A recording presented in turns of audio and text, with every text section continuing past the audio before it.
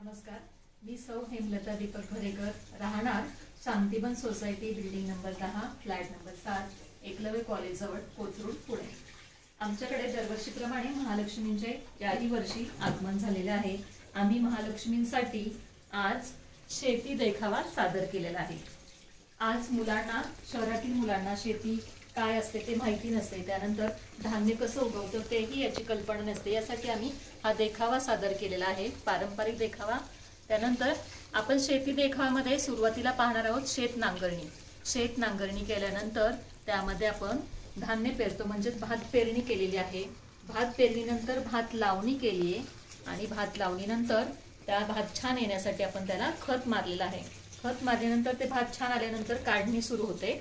भात काढणीनंतर मळणी सुरू होते, भात झोडणी, मळणी सुरू होते आणि ते भात झोडणी झाल्यानंतर आपण राईस मिलमध्ये भरडण्यासाठी घेऊन जातो आणि अशा प्रकारे आपल्याला तो तांदूळ उपलब्ध होतो।